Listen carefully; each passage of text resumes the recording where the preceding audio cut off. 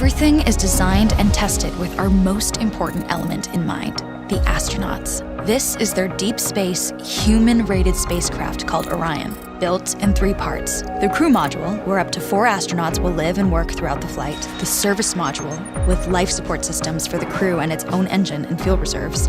And a launch abort system, with engines capable of pulling the crew module to safety during launch should anything go wrong. To accomplish the task of launching our crew and heavy payloads, NASA is building the Space Launch System, comprising of a cargo hold, an exploration upper stage, a massive core stage, and 2 extended solid rocket boosters. Altogether, this is the world's most powerful rocket, and it exceeds the legendary Saturn V of the Apollo era in numerous ways. Sitting on the launch pad, the entire rocket, fully fueled, weighs just over 6 million pounds, 5.2 million of which is just the fuel. Once ignited, there is no stopping what comes next. All 4 RS-25 engines and the 2 solid rocket boosters come to life, thundering our crew upwards. 2 minutes after ignition, the solid rocket boosters are spent and released. 8 minutes after launch, the core stage is depleted and separated. The upper stage fires briefly, placing Orion into a parking orbit around the Earth. Here, the crew reconfigure the spacecraft and check systems to confirm everything is ready for deep space travel. With a go from mission control, the crew reignite the exploration upper stage engines to leave Earth entirely. The exact timing of this maneuver is critical to reach a speed that can escape Earth's gravitational pull, but also put Orion on a course that will intersect the Moon days later. Once this burn is complete, the upper stage of the SLS is jettisoned and the crew aboard Orion coast for several days toward all that awaits them at the Moon. Approaching the Moon, we see the fundamental differences between Artemis and Apollo. Instead of requiring Orion to serve as an expendable lunar command module or to carry a constrained lunar lander, the Artemis missions will take advantage of a different approach: pre-staging. Everything needed for lunar missions will be positioned in advance by commercial and international partners. This includes rovers, science experiments, and human-rated systems on the surface.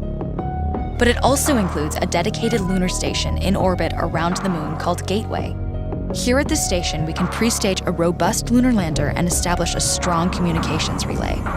Designed with open standards, the Gateway can be expanded as new missions and partnerships develop, allowing multiple human missions on the Moon at the same time and enabling ongoing science to be conducted even between human missions.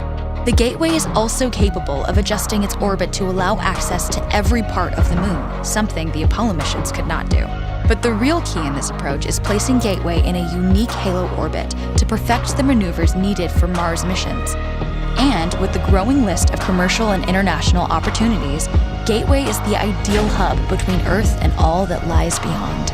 Returning to our crew as they approach Gateway, the Orion must match the elliptical orbit of the station in order to successfully dock. Once on board, pre-selected crew members transfer to the lunar lander, while those assigned to Gateway remain on station. The lunar lander system itself is built for 3 unique steps: descending from the halo orbit of Gateway down to a low lunar orbit, descending from low lunar orbit to the surface, and once the lunar mission is complete, launching from the surface of the Moon and ascending all the way back to the orbiting Gateway.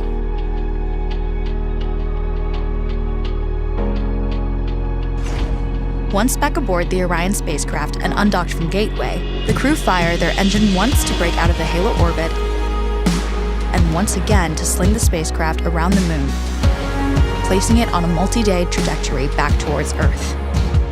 As they near the end of this journey, the service module is released, and the crew module is oriented heat shield first. Entering Earth's atmosphere at 25,000 miles per hour, the friction of air slows Orion considerably, while also subjecting it to temperatures of 5,000 degrees.